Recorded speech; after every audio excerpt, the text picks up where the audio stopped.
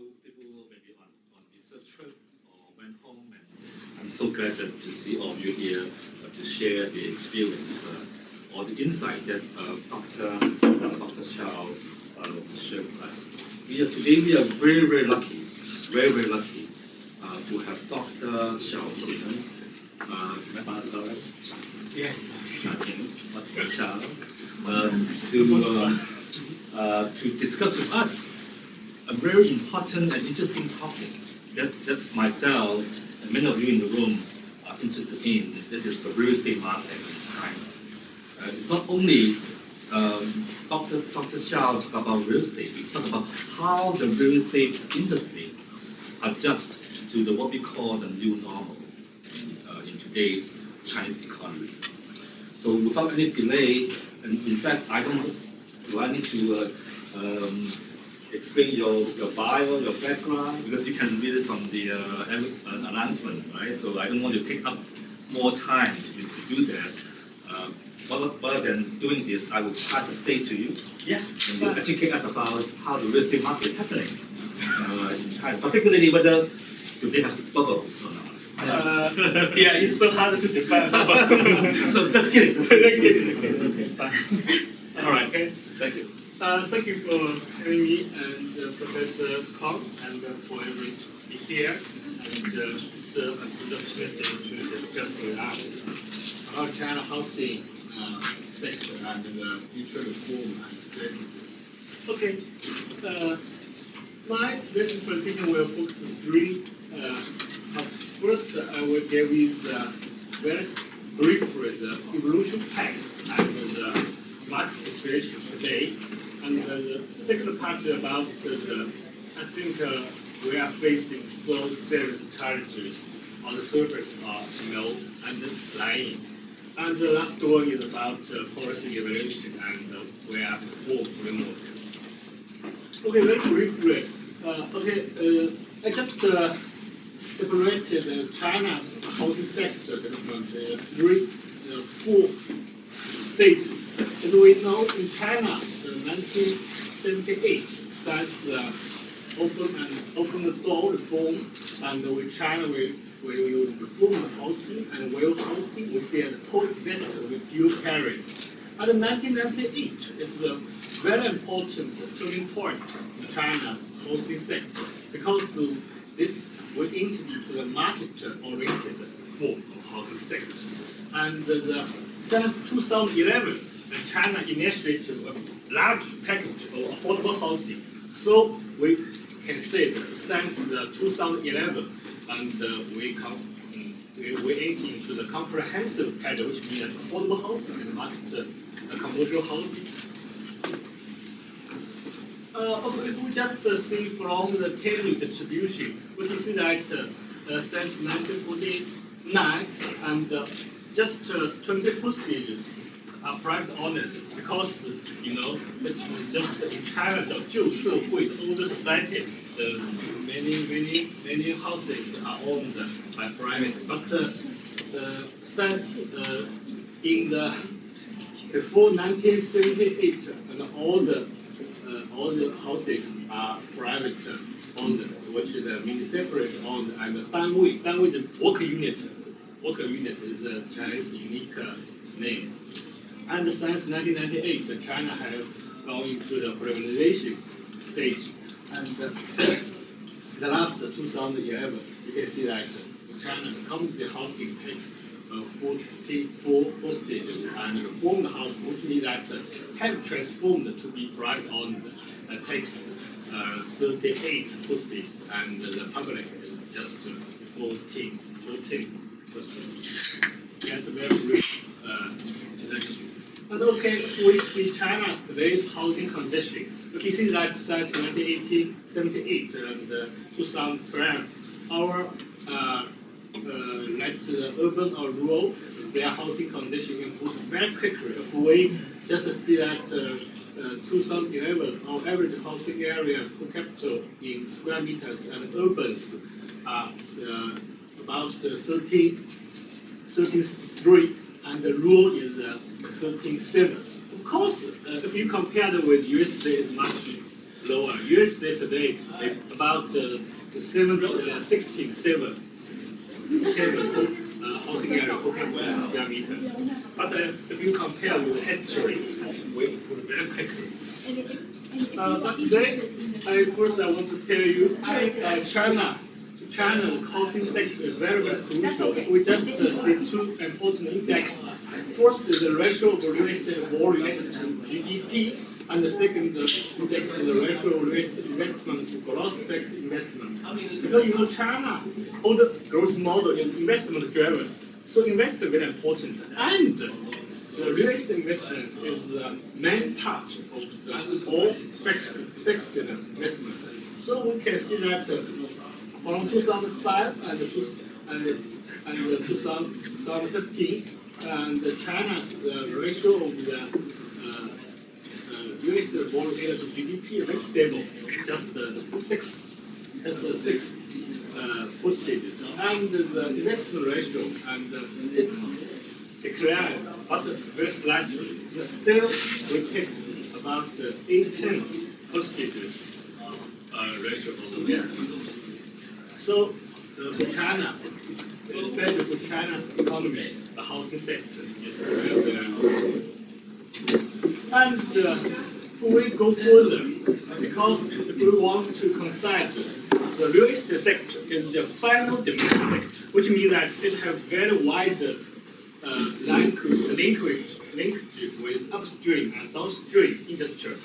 So we have done very roughly speaking, cement, mining, steel are the most related with the real estate sector. So if we assume that if the real estate sector declines by 10%, all the industries will reduce the percentages. So in China, I can give you a very rough calculation. If the real estate sector declines by 10%, the GDP will decline by 1%. But we consider the linkage, and the GDP will decline by 2%. That's the picture. So, but today, you may see that China, you can feel that the housing sector is changing dramatically, and we can have the three indexes tell us that the housing sector is slowing down in recent years. And you can see the floor space under construction, or floor space started, or floor space completed, they are all slowing down. So, but maybe for markets, we should pay more attention to this index, the floor space started, because it's a symbol of the market's confidence. Meaning that if all are so confident in the market and say, well, you speed up, get land, and they will speed up these things. So, but you can see that the floor space started, it's increased very short. So I think that our housing sector is.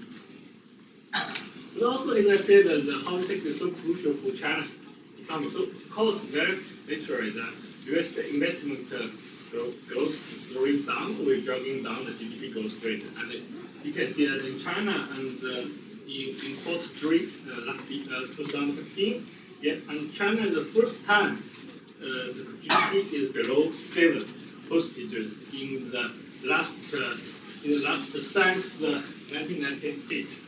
So it's a very important symbol. But you can see that our real estate investment growth declared even more faster, and the Q3 and just 2.76%. And this year, according to my research, this year means that in China's real estate investment growth rate will be 0 or even negative. So it's very important for us to pay more attention to it. So okay, the part 2 I will focus on challenges. So first I will give you that maybe somebody will say China overcapacity and overpriced, or they are coexistent. But I will tell you that just on the surface, we should go deeper, we should see more underlying challenges, which I summarize is that first is that our local government's over-reliance on housing sector as a result of the incomplete or imperfect physical arrangement between central government and local governments. And the two which be overnight is that demographic change. It change very dramatically in recent years, so it will change the picture of the housing sector. And the third is about the decelerating urbanization rate. In China, maybe people say, "Oh, we're just arriving at 15% urbanization rate," but you be very careful. Even every year, it increase. The rate, but the increased speed is slowing down. So we should be more careful. Okay, first you can see that I will tell you how to see China's. The number of months it takes to sell all inventory housing. I think you can see it clearly is steadily increasing. And if we compare with 5 years ago, you can see, which means that we just sell all inventory housing, which will take about leasing 1.5 months. But today, we should take about 5 months to absorb all the stockings. But we should be very careful because we didn't consider the potential housing supplies. If we consider 2 potential housing supplies, the result will increase very sharply. I give example. First, if we consider floor space and construction, you can see that by November 2015, the China in the whole country, the floor space and construction reached 7.2 billion square meters, which means that the total floor space sold from January to November means that during the 11 months, the ceiling is just 1.1 billion square meters, which means that it will take around 6 years to fully absorb this amount. So it's very huge. And if we go further, we consider the undeveloped land area in the hands of developers because they have no time to develop, but they will, if they think the condition is good, they will speed up the developing.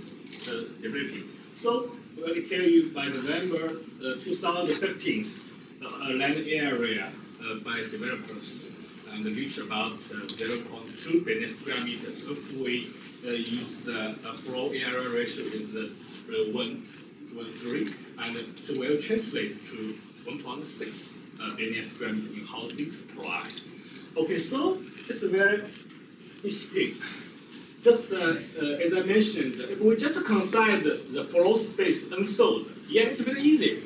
In the whole China, we will take leasing 5 months to absorb all the stockings. But if we consider the floor space and construction or floor space land purchased not developed, yeah, you will see that the ratio was very high. 2014 it will increase to 6.5 years. The number of years takes to sell all existing and future inventory housing is rapidly increasing. And it has some preconditions, which means that we cannot increase any amount of floor space starting. Yeah, so it's a very huge number. Okay, let's turn to another picture with price. So price, first, everyone knows the housing sector is very, very local market. So we should see different city, different price. So if you can see this picture, you can see that from this one from 2003, 2015, you can see that the tier 1 cities, their price increased very sharply. But the tier 2 is just, and tier 3, tier 4, they are increasing, but very, very slowly. And their month-on-month growth rate are still negative. So there's very big differences between different levels of city in housing sector. Okay, so many people will say, how can you say China's market are over? How to judge the market is overpriced or underpriced? So it's a very controversial topic in research. So I just use two popular yardsticks to see it. First, the ratio of house price income. So I just take the three countries, Japan, US, and China. You can see very clearly, and Japan, the ratio, the highest point is happened in the 1990, and because of the bubble, and the USA, you can see is the highest level is the 2006, at the end of 2006. But in China, we still decreasing. Then people are very wondering why China's ratio are decreasing. Or maybe I should first tell you, it have been indexed.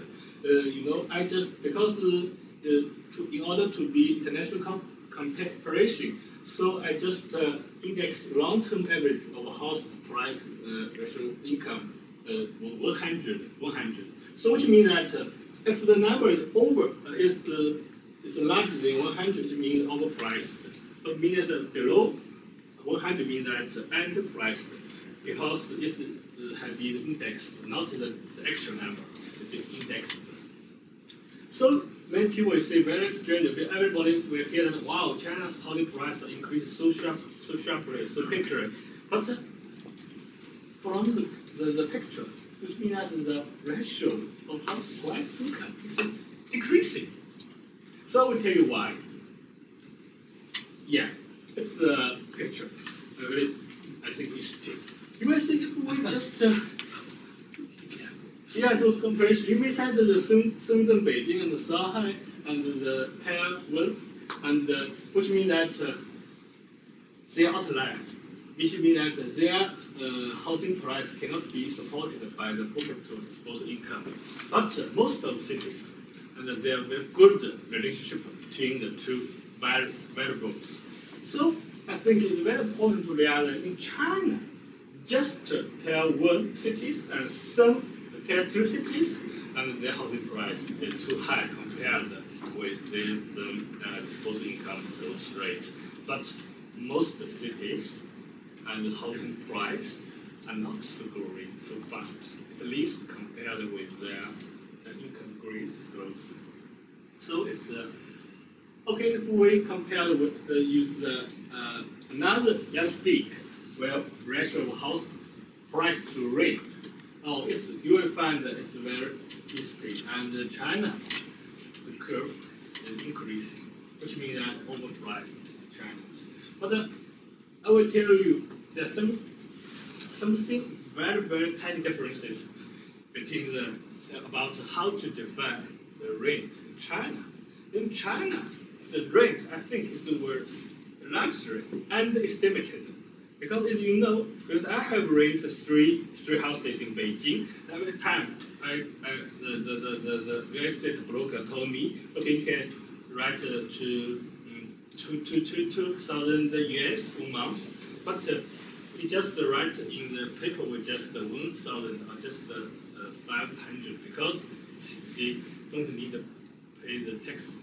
So I think because I look for the source of the data. He told me the China's data come from the public release. I know it's larger and estimated.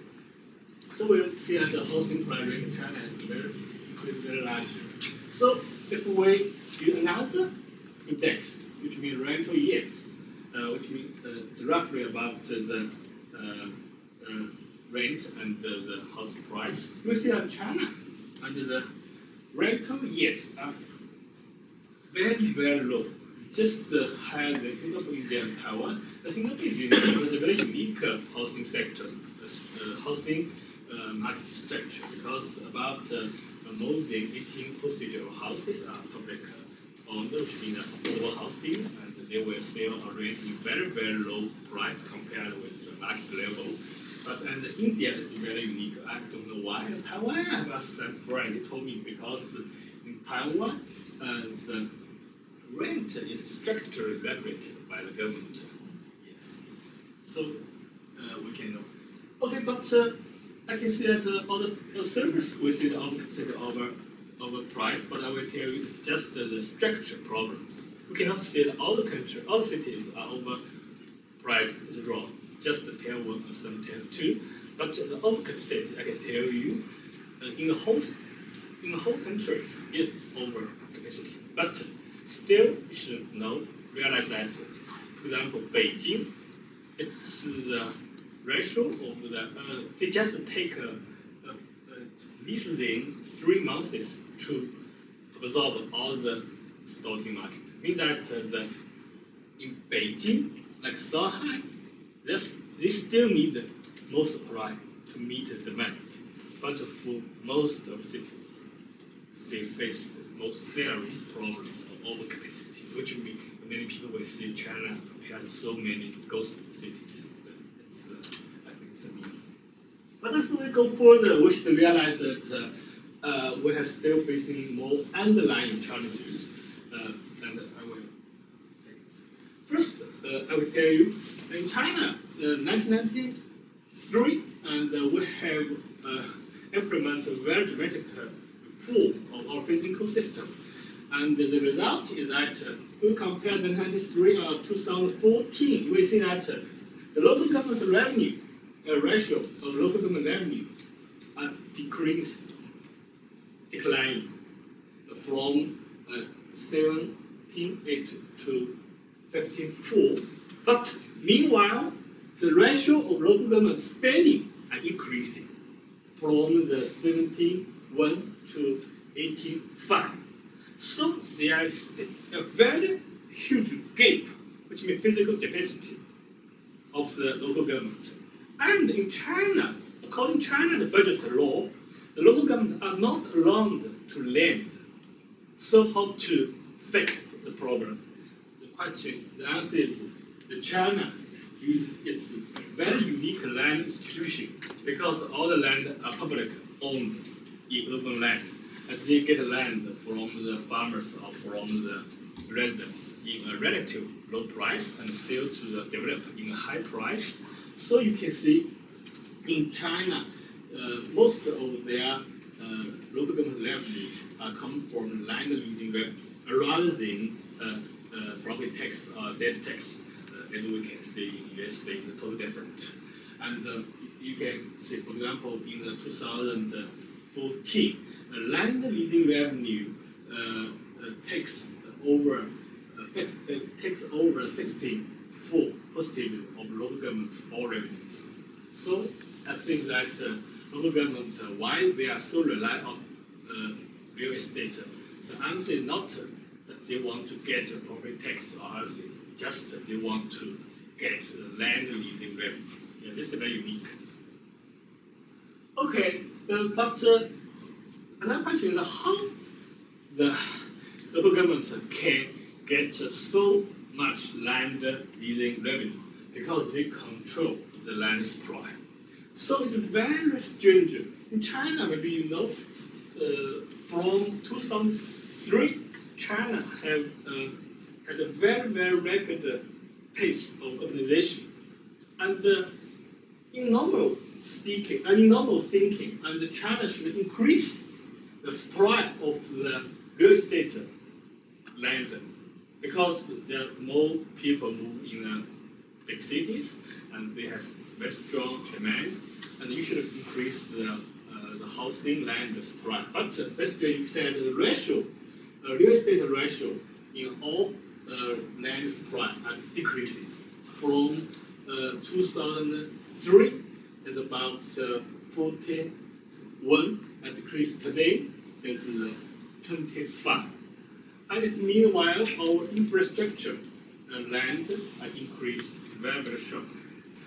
So I think maybe people will see China, our government, see on purpose. Means see is a very strategic action.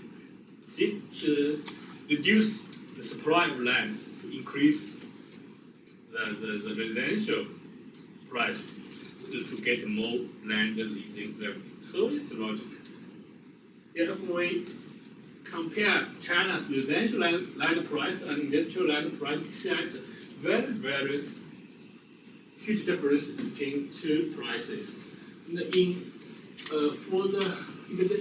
industrial land price, you can see no matter per capita disposable income, which means that no matter which city, the price is very low. This is very low, no matter the per capita disposable income. But the residential land price are very closely related with the per capita disposable income. Wow, Beijing we can enjoy more land, enjoy more higher residential land price compared to many cities in middle and west China. So I summarize in China we have the very cheap industrialization, but we have very expensive urbanization. Yeah. So the second challenge I think we should pay more attention to is the demographic change. According to the 2010 housing census, it shows that the age between 25 and 39, they are the most likely to buy a house, which means that more than 16% of new houses are purchased by the population during this period, age period. But you can see the ratio of the age to 25 and 39 are decreasing. You know, 2007 the ratio is about 27, but today the ratio is 23. And another index within the labor force. And the labor force, you see that it's increasing at a very slow, slightly, especially from 2011. The ratio it's reached the highest point, and from that the decrease.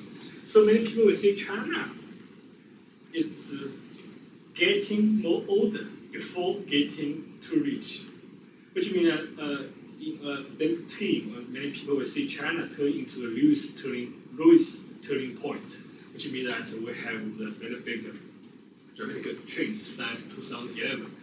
And it will have very long-term effect on China's housing market, because of the society getting older, and they cannot provide so strong demand for the housing. Okay, and the third part I want to emphasize that in China we should realize that yes, all of the rate is increasing, but we should realize that the increase of the rate is decreasing. For example, this one, 2010, China's urbanization rate increased by 1.6%, but the 2014, the increase of the urbanization rate is 0, which means that they still more and more people are moving, but the speed of moving is slowing down. Okay, this is another picture to tell you that China's migrants works move to city at a decreased rate. It's the same thing. So the third part I want to discuss something related to policy and reform. And first, I will tell you how to understand the change of China's housing sector. I think the first we should realize that the financial condition changed. Means the housing is very sensitive to the financial condition. I can tell you every time the big ups and downs with China housing sector, you can see change of the financial condition. It's a very sensitive. And the second is land supply needs. And the third, unlike most countries, in China we have some property tax tariffs, but I think, at least for me, we don't see any effect on housing market. Yeah, and the last one is China affordable housing. First, it's very brief. I will tell you, China's every ups and downs. You can see that the financial condition will change. And for example, in China, before 2008, and the price is decreasing. So for me, I think it's a perfect time for China to manage the market, because it's the first time the market plays its own role. But unfortunately, the 2009, China initiated a very, very big package of physical stimulus. Yes, in the short term it's okay when our economy has returned to the previous level compared to most countries. But in the long term, we face many challenges. But we can see that in China, to stimulate the economy, in 2009, we still reduced 80 BP basis point our down payment ratio from 30 to 20 for the first time buying house. So it's a very, very direct effect to drive the housing price increase. And you can see you can apply the same logic for all the every time ups and downs. You can see that. There is a good example. I mean that the accumulation effect of interest rate change is so huge. You compare that to the same house. If we just change the mortgage rate from 5% to 3.7%, which means that to keep the total house price fixed, which means that it's likely to increase the housing price by 14%. So I think you can realize the change of interest rate will have very huge effect on the housing price or the cost for the housing market. And the land supply means, as we know, the land supply, if we control the effect, I use this year's land supply and use the next year's housing price, you can see the relationship. Yeah, it's a very adverse. I mean that an adverse correlation, but you can see still a very obvious, which means that this year, if we increase last year, if I increase the land supply this year, the housing price have the pressure to downward. Okay, and this many people are very concerned about China's property tax. But I should tell you, in China, in 2011, in Shanghai and Chongqing, we have tax pilot form. But I can tell you the results. It have little effect. For example, in 2014, in Chongqing, the share of the tax, real estate tax in Chongqing area is less than 2%. And in Shanghai, the same. If we just consider the residential housing tax, it's less than 1 billion RMB. So compared with their land leasing revenue, compared to the other sources, in sales tax, is rather very, very small property tax. So I think they have no effect on China. Yeah. And the last part I will discuss with us is China, which realized our affordable housing since 2009 is a part of the physical stimulus plan, where China initiated a very big package of affordable housing building. So if we can see since 2009 and 2015, and China, the ratio, which means that the new construction of houses and the new construction of affordable housing, the ratio takes over 15%, which means that more than 50% houses newly built in China today are affordable housing. Yes, so it's a very huge amount. Yeah, but many people will say, why you choose the 2009 is a starting point to initiate so big packages. Then I tell you, in China in 2010, still have 9 percentages of urban house roof floor space per capita less than 8 square meters. And in average is 29, which means that still have many people, their living conditions rather terrible, very terrible. So in China, since 2011-2015, we want to construct 36 billion affordable housing. But until quarter 3 last year, we have constructed about over 39 billion units. And further, if we have still another new plan since 2015, 2018, and we should renovation another 18 billion units of building in the urban. But we should take another plan to renovation another 10.6 billion rural houses. So we still face very big missions of building affordable housing. But in China, like USA, the developers are not so willing to build affordable housing. But how to give some incentives to this China's policy, and they will let to the developers enjoy some special treatment from the land, from the money, from the subsidies. And let me give you a number. In China today, our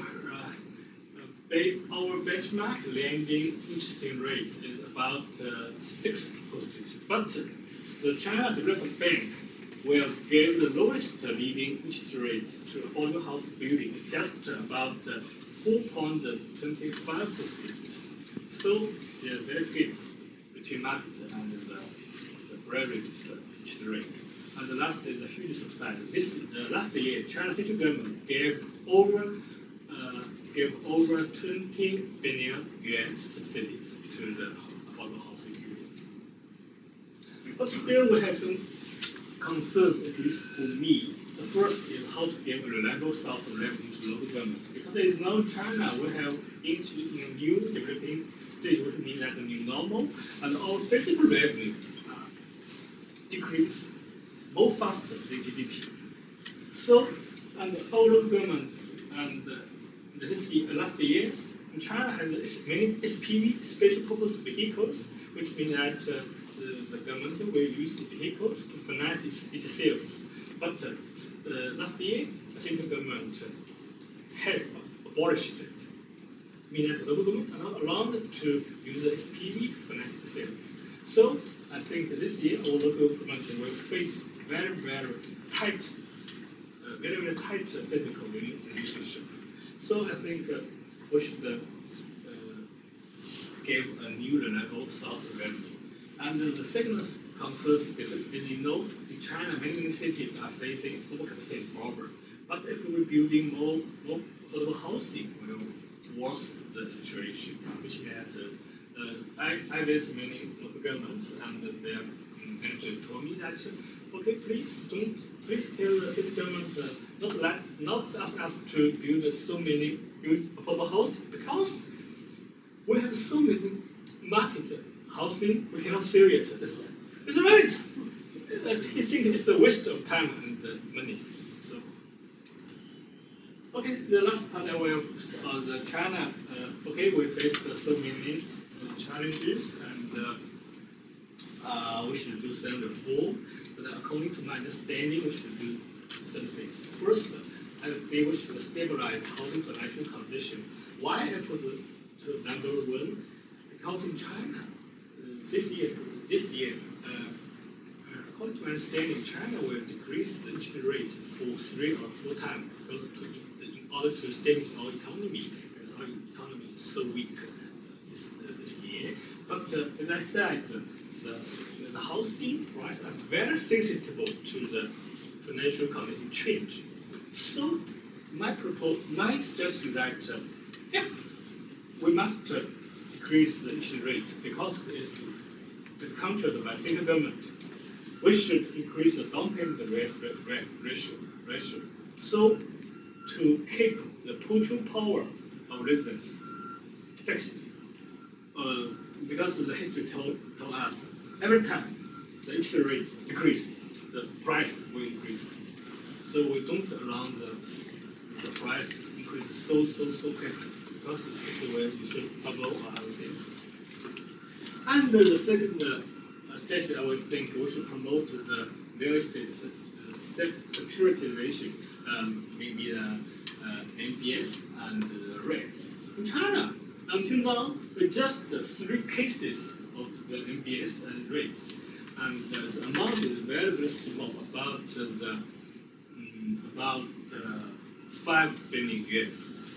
It's very small. And in China this year, we will do more local experience of the MBB, MPB, and REITs. I think the reason is very simple, because the developers are so lack of money. We should give some new, right? And another, China is still pushing ahead our financial innovation, and this is one of the financial innovation instruments in China about the MBS and the REITs. And as I know, I'm involved in the design of the policy to push it. And the third, I think we should do a more fundamental thing is to grant migrants work full disposal rights to raw land and homestead. Because in China, they said we face the challenge of capacity, and city government want to let more migrants work move to the city, let them buy the houses. But the question is, they don't have so much money. But we see that raw land and homestead, their assets. If we do something to let them turn to money or turn to be, can transfer to the income, and maybe they can buy the house. And this is the thing we are doing today. Okay. And the first, I would think we should promote the property tax to become the mandatory source of local government. But I think it's a long-term suggestion, because at least for me, I think in the next 3 years, China will not implement the property tax, because we're facing the downward of economy and the housing sector. We don't want, because the leadership, they are so afraid that if we implemented the property tax, it will let the housing market down further. We cannot fix it. So I think it's a long-term suggestion. And the last two is related to affordable housing. First, I think our local government should transfer ownership of affordable housing to residents. It's very easy. First, local government, they need money. So they just transfer the ownership of affordable housing to residents. So you can get money very quickly. The second, which I said, China, maybe you know, we have Chinese people, they think, okay, if I want to marry, or I want to, they want to own a house, not rent a house. So I think it's an important thing we are doing. And I mean, after I come back to China, I'll be involved in design this policy reform. I mean, how to transfer the ownership of house to residents, because they are so huge rent-seeking room, because there is a huge price gap between market price and the affordable housing price. So we should control the gap. And the last one, I think that we should allow local government buy unsold commercial house to sell to medium and low-income family at a discounted price. Which means that in China, I think we don't need to build any more affordable housing. And for most cities, we should let local government buy unsold commercial house from the developers in a very cheap, because developers, they cannot sell the price, they can sell the houses. So the government has a big bargaining power with them. So just sell to me in very cheap price, and the low governments and then sell to the low-income families. And the gap between purchase price and the same price of low government, which means it's the subsidies for the house. So we change the ways to provide the affordable house. On the one hand, we can mix the other capacity challenge lease sales, and on the other hand, we can let the low income family own a house. So I just think it's the content I want to discuss with us, and thank you very much. Welcome to questions. Thank you. Thank you so much. It was a very interesting and informative talk. To start the conversation, let me tell you a little bit a story of myself. I did something very stupid last night, and I sent out the article about for our newsletter about China housing inventories to everybody, knowingly that they would be a guru, they would be expert talking about housing market. The next morning, this is definitely not a right thing to do, because the danger is that I may say something in contradiction to the expert might have said today, and I will put myself into trouble. But fortunately, nobody laughed. Okay. But fortunately, actually, we are very much in a sort of see eye to eye in many issues. But of course, some of the reform strategies might be different. But let me start the conversation by posing one of my questions, and then I let other people talk because I don't want to dominate the discussion. So, in many occasions, we talk about the housing market as one entity, but indeed we talk about the different tiers of cities when you talk about the inventory and price and what have you. The article that I wrote last night focused heavily on the different situations faced by different cities in China. My question to you is Chinese government normally want to have a one policy, all-inclusive policy that will be adopted to all cities? Now, I think that is a particularly troubling point, given that if we agree cities are facing different situations, how can one policy can be effective in all cities in China? Yeah, thank you. It's a more broader topic. But as I know, related to the housing sector, in August 2015, our state council released a new paper, which said that we cannot use the ways as we used to be, because it's ineffective. The fact tells us that China today, everything faced different challenges. So since August, our previous legal chair also said in the council conference, inside the conference, he said we see the government just do one thing, control the interest rate, because it's controversial. You cannot let every local government to set the unique interest rate, because like the USA, controlled by Fed, there are two, and we should lose the control of landing quota. Because it's very unique in China. Our Minister of Land, he will give a quota of land they can use it to be non-farming uses, and every province will get a quota from the central government, and then every city will get a quota from the province government.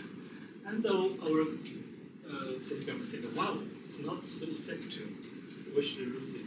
Let the local government decide how many postages they will need to real estate sector. And the third thing we are doing is that in China, we are road of land fundamental reform, which means that first we let the corrective on the land enter into the urban market. So, which means that we can image even we don't get any quota from the government, we can still allow the corrective. They can still use the corrective on the land to be to build the residential houses. So I think that in China the policy are changing. Of course you are right, but I think your question, the problem you mentioned is not just limited to the real estate. All the China policy are facing the same problem, which means that in China we have a very famous saying, like a doctor, you give one medical, how can deal with different kinds of patients. So yeah, but I think the things are changing. We have realized that.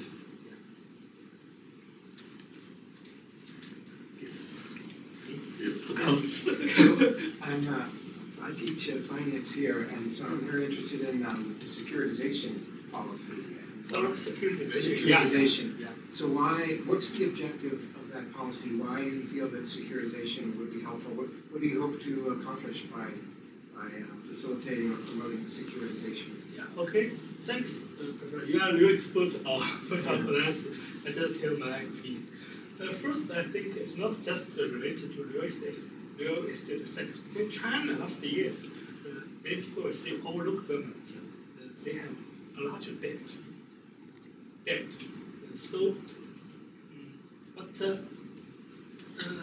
I cannot tell you the name of person. He just tell the leaders. Okay, we can use a very useful tool to deal with large debt of local governments, which means that because in China, local governments still have many useful assets. For example, the high-speed roads and railway and the main infrastructures. Okay, we can use the rates to gain more stable income to local governments. So first, many people put the securitization in priority to deal with the debt problem, not real estate. But as I said, since 2011, China local government, they have so many affordable housing. Because affordable housing, most of affordable housing are owned by local government. But we cannot get a stable income stream.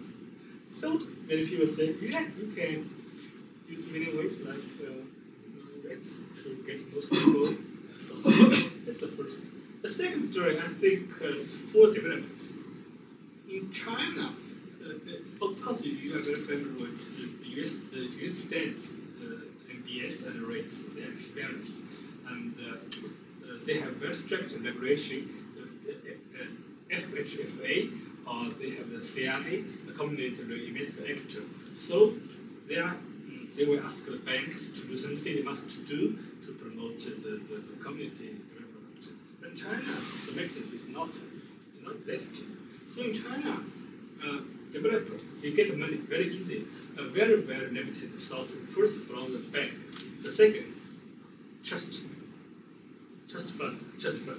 But all the costs are very high. If there's so many developers or many financial institutions, including the PBOC, People Bank of China, and they argue why not try the ABS mortgage backed security. So in China, this year maybe if I remember correctly, this year we will PBOC will initiate a new reform measure which how to push ahead the ABS. Very interesting. Yeah. So your first point is basically that it would be a vehicle of privatization, that local governments would sell assets that they own through the stock market, into the stock market through REITs. So like so you have a toll road, and you put the toll road into a REIT and sell the REIT stock as an IPO in the stock market? That's No, IPO I think it's a little different from what I mentioned, but yeah, it depends. Because in China, this is our stock market. In two is not so stable. yeah. And so the first thing for China's financial institutions, they want to build the prudential or very efficient better their regulation system, not to push the innovation too fast. Include the APU, I think. It's more controversial topic in China, especially involved in the government sales assets to the it's involved in state-owned companies. So in China, over 60% of assets of SOE are owned by local governments. Yes. So you can just take this 40% of SOE assets. Yes. Just have Can you tell who you are? Are you from Tsinghua? yes. My name is Ye Tang. I'm an associate professor of School of Architecture at Tsinghua University. So I come from Beijing. I'm a special fellow here, but I will leave soon. Yeah, I just have two questions about your suggestion on this reform. The first one is about how to solve the problem of overcapacity of the housing. You said the government could buy the houses from developer with a low price and sell them to the residents. I think maybe it doesn't happen because if the developer agree to sell their house with a low price, they can sell it directly to residents. Yeah. If government do not spend money on this project, it never happened. Yeah. The second question is about the sensitiveness. When you introduce the sensitiveness between the house price and the GDP, the economic condition, it match. It match. So you suggest that the government should provide some policy to help to control the house pricing. But from my personal opinion, the problem of the housing policy in China now it changes just day by day, year by year. I'm the one who had bought an apartment in the past 5 years. I don't know what will happen the next year. This year I pay this down payment with this interest of the bank, so that makes it change. So it makes people so just in a hesitant condition. It's not good. For this short-term policy making, it should be long-term. Thank you very much. The nice questions.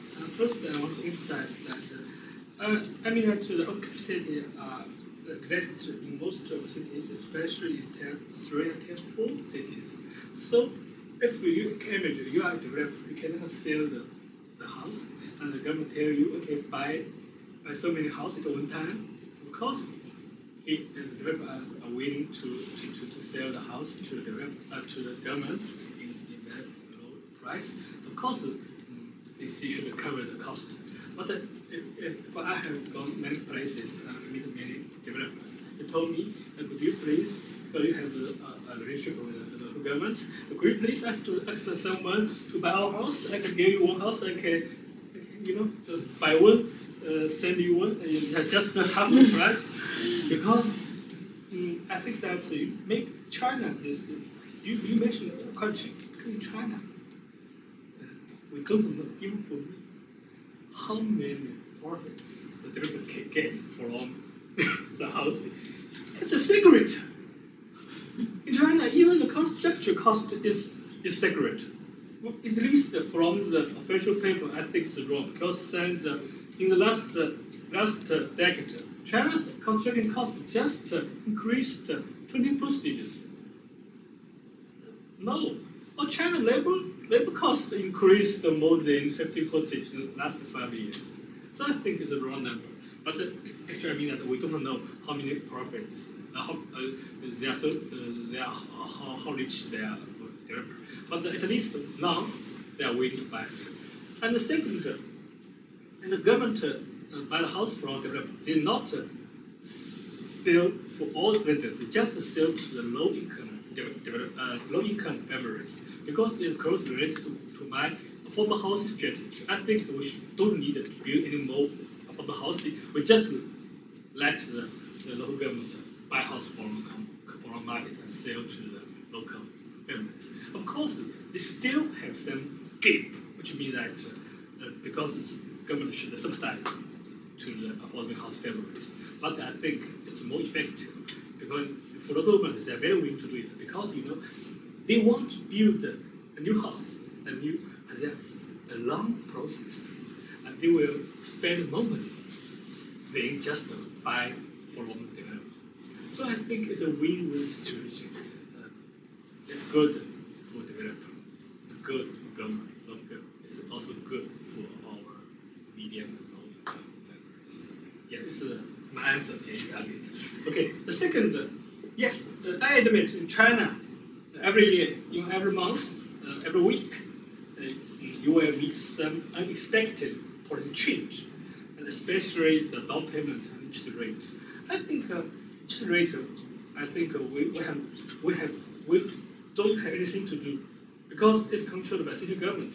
The PBOC will say that okay, I will see the economy change. I will set the target of interest rate. They will never see the housing sector. The housing sector is not considered into their consideration when they set the interest rate because it's universal interest rate. But we should control the ratio of down payment. This is what I argue. We cannot. We should keep the pushing power family fixed. We should not let the pushing power that change. So we should take measures, which I said, when interest rates decrease, we should increase the ratio of down payment.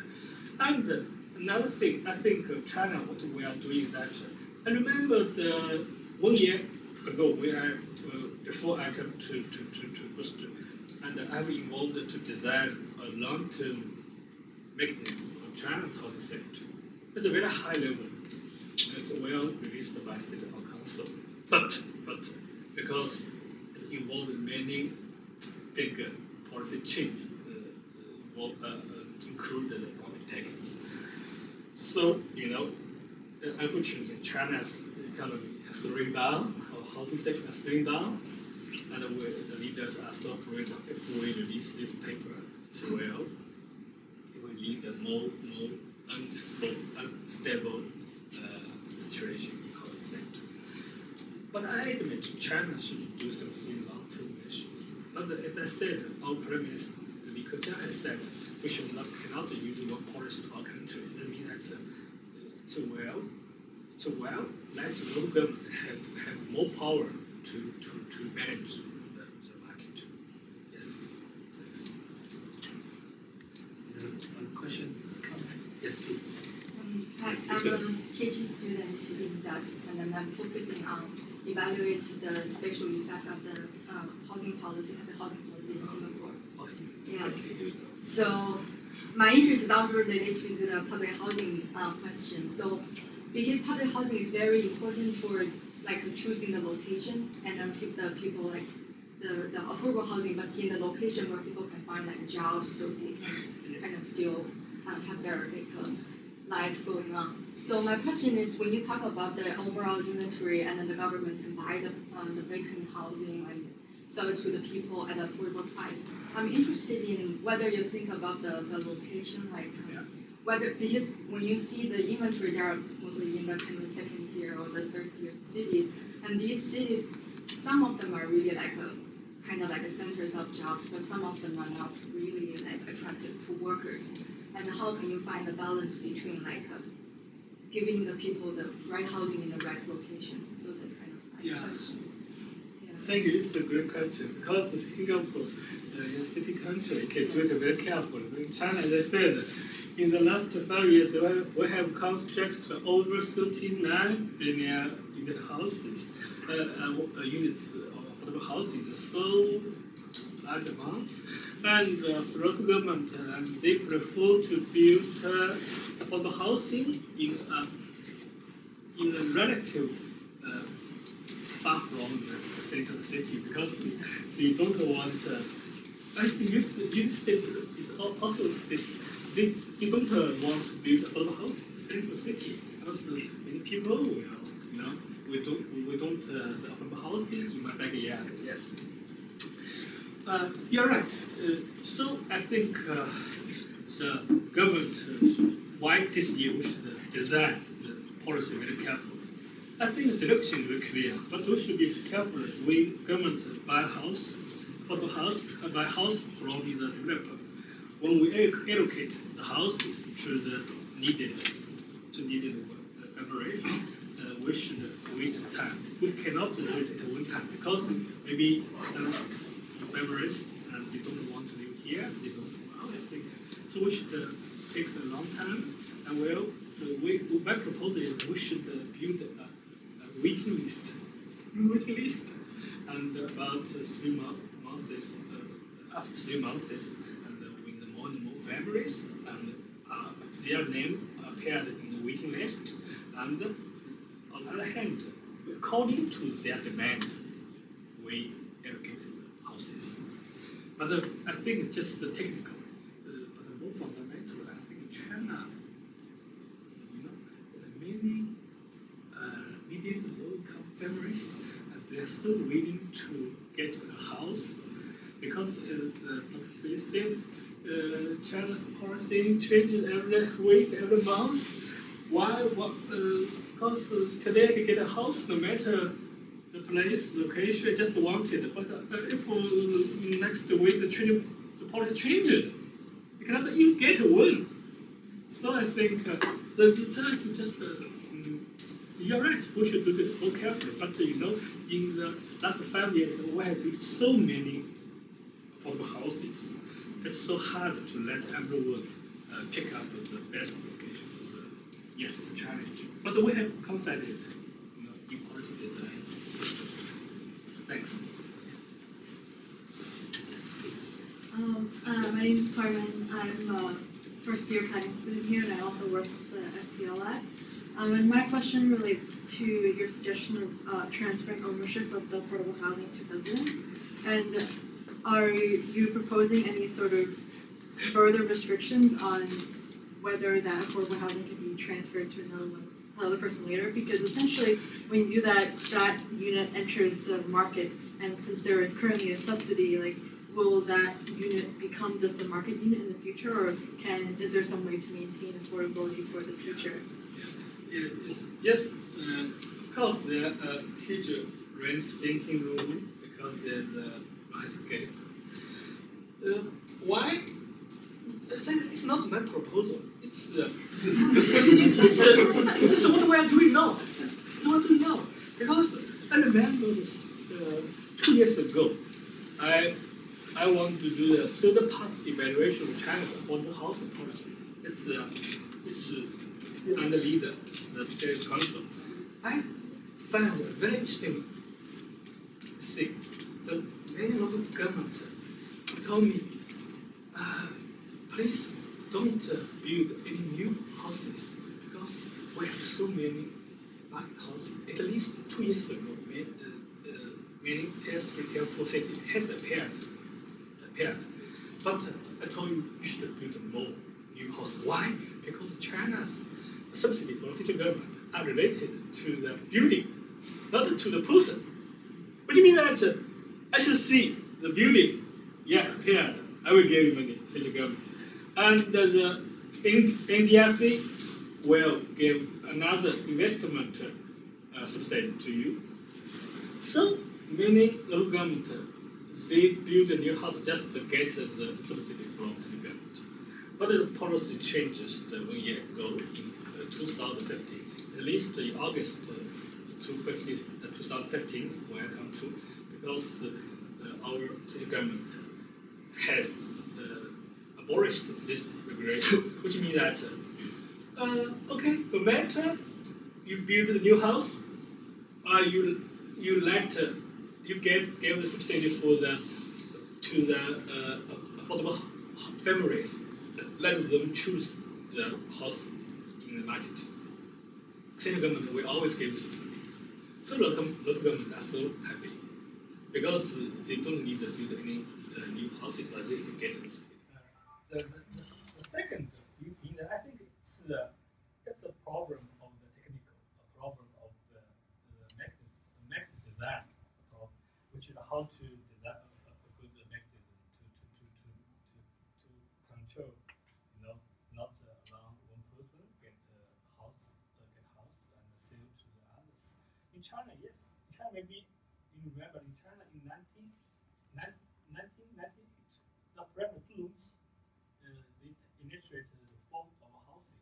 His target is like Singapore, because we learned it from Singapore. Like 80% of houses, families can buy the economic housing, 经济适用房, economic comfortable housing, some little like the affordable housing, and just like 20% of families buy the commercial housing.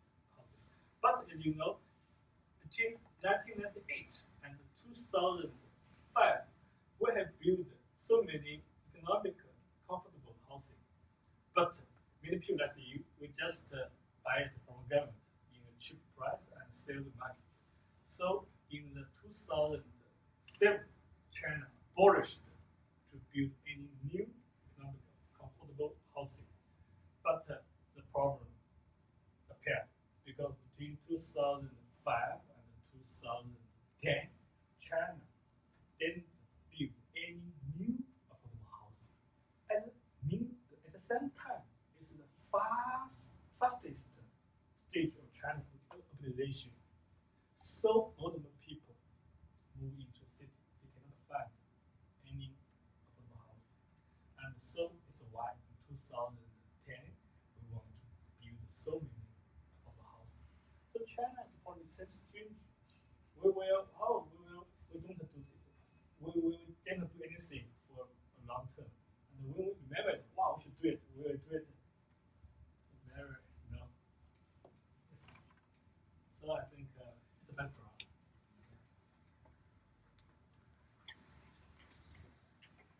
Series-SHAO, thank you for the very exciting lecture.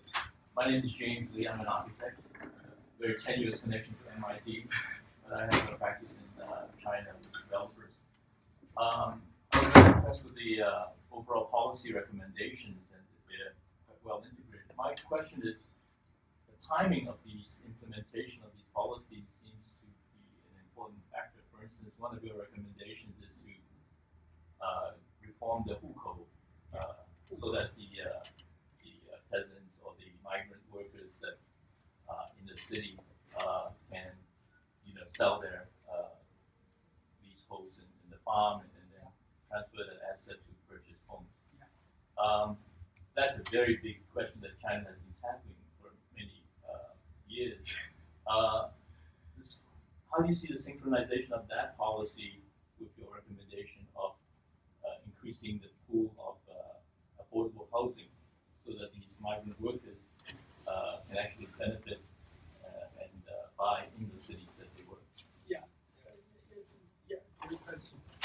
Actually, as I know, today China, most of cities, they will release the regulation of hukou institution, which means that just in Beijing, Shanghai, Shenzhen, Guangzhou, I remember had released Beijing, Guangzhou, they need a hukou to buy a house. Most of cities don't have this kind of regulation. But as I know, in China, many tier 3, tier 4, and tier 2 cities, they will abolish the hukou institution. And one of the reasons they want to let them buy the houses. So I think, second, I think the hukou institution, I think it just symbolic, because underlying it's the unequal public service provision between different cities, different level cities. For example, Beijing, why you need a Beijing Hukou?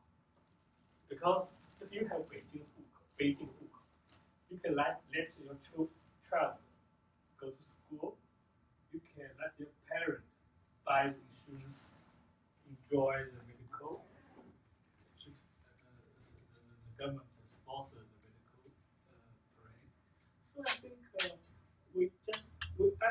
I don't care how to use the term, but I focus in China the equalization of basic public service between different level cities. This is what we are doing now in China, and just 2 weeks ago, and the President Xi has asked before 2020, we should establish the same standard of basic public service across the country. It's very tough. It's very challenging, but we are doing. So the second, you said, if we transfer the ownership of the affordable housing to the home man or to the, of course, in China, the executive member, over 60% of the affordable housing will provided to the migrant workers. 20% are provided to the graduates in big cities like Beijing cities. So actually, I think the migrant work is the biggest part of the foreign housing populations. So of course, I think the postage will increase because we still need more migrant work to live in the city. Yeah. Thanks. Yes. I just had a couple of questions about the land supply that you talked about. One was you talked about getting rid of the quota system, and I was sort of curious what the expectation of what would follow in place of the quota system was, whether land supply would actually increase or decrease without the quota system. And then secondly, you had a graph showing land supply over time, and it was quite unstable. You had years with large drops, years with large increases. Just sort of curious what you saw as the reason for that instability. Okay. The next question is, where are the friends? Maybe we'll have more time to discuss after the presentation. First, I briefly tell you that the land quota system is very unique in China, because why China will reduce the quota system? Because in China, I remember that in 1994 we initiated a land system reform, because at that time in China, Deng Xiaoping in 1992, we should take the market-oriented reform, and there were so many industrial zoos appeared across the countries. They waste a lot of land. They are not so. It means the land efficiency are very low. So at that time, the state council said, okay, the central government should take responsibility of protecting our land. We don't allow the local government to determine they use how many land they will. No, we should contract. So since 1995, city government had formally introduced the land quota system. And of course, they have also had some evolution. Until now, today, the city government just controls the quota, the land quota, that the amount of land from the agricultural use to the non-agricultural use is the most important index. And the second is that China will use the urban planning to help picture. So we tell you the land department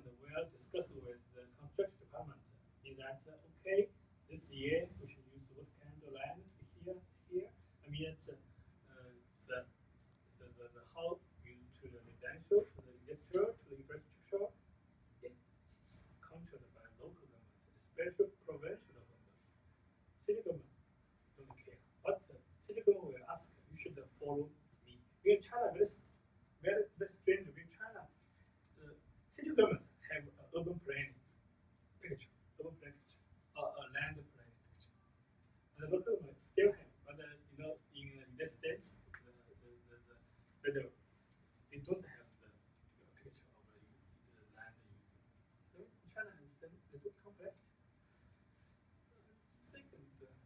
Second question, I can talk to you in private because because it's involved more details. Any other comments, questions? It's about time. So let me sort of summarize a little bit. Of course, China's housing policy is nothing but complication, complex. So we today talk about a lot of issues in terms of securitization of housing finance using REITs, which I think makes sense, but requires some institutional consideration in terms of rating, how to rate the portfolio of the local government before you can securitize their fixed assets. I don't want to invest my money in a local government that have shaky financial situation. We talk about how to get rid of the oversupply of housing, and we have good comments about how to invest in neighborhood that can increase attractiveness of those housing units along with the neighborhood and jobs, not just simply four walls that people are buying, but they are acquiring a bundle of services, including good school, good hospitals, good employment opportunities that can come along with the purchase of public ownerships, thereby can indeed sort of help the local government to somewhat reduce their excess supply of properties in the local level. We talk about how to keep the public subsidies in the public realms. It's a very important question because once you, again, I agree with Carmen, once you sell the property, the subsidy is lost into the private realm.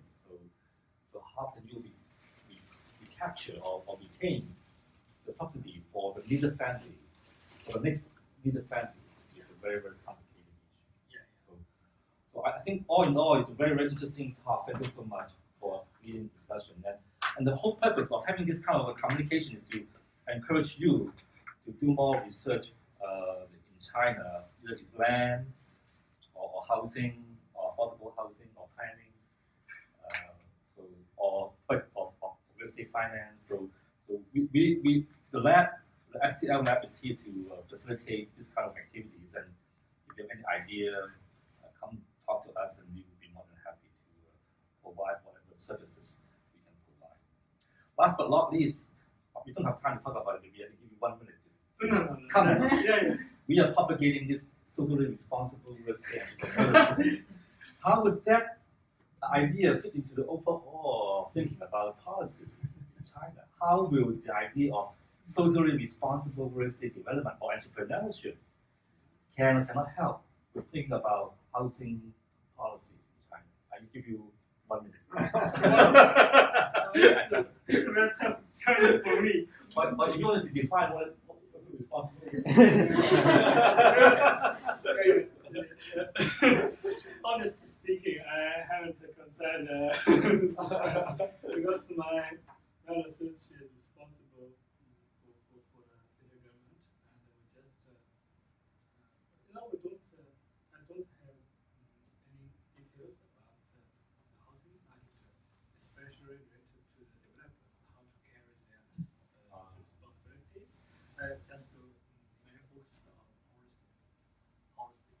Of course, I think I will think more about the purchase because I think the next stage of my research, I will pay attention to communicate with the developers, especially the big developers who are close to discuss something we were both interested in.